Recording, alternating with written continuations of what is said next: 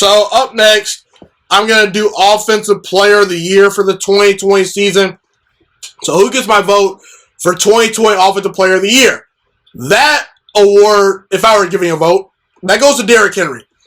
Derrick Henry became the 8th running back in NFL history this past year to rush for at least 2,000 yards in a single season. And Derrick Henry is such a focal point to the Tennessee Titans offense. He's a force in that offense. He's really, really talented.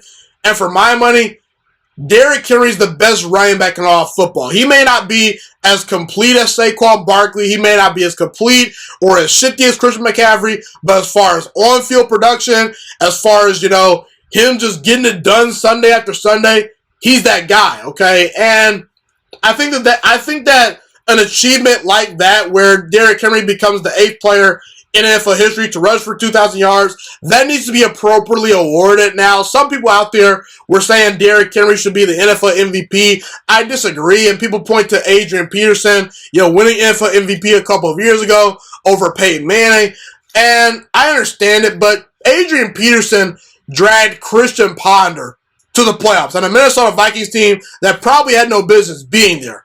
Okay, so that's where I draw the line for Tennessee, because I do believe if they put a decent running back in that offense, I still think Ryan Tannehill will be able to get them to the playoffs, at least as a wild card team. But I can't take anything away from Derrick Henry. He had 3 200-yard games as far as rushing goes, and he was a beast this past year, and I'm a big fan of Derrick Henry.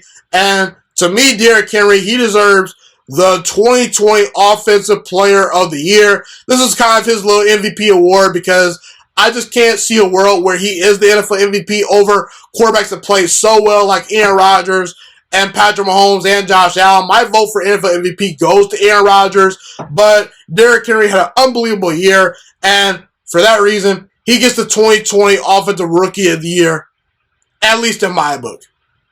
Thank you so much for watching this video today. Please also note that the Juiciest Sports Podcast is not just a YouTube channel. It is available on all podcasting platforms, including Spotify, Google Podcasts, iTunes, and Apple Podcasts. Also, if you enjoyed this video, be sure to like, comment, subscribe, and share this content with all your friends.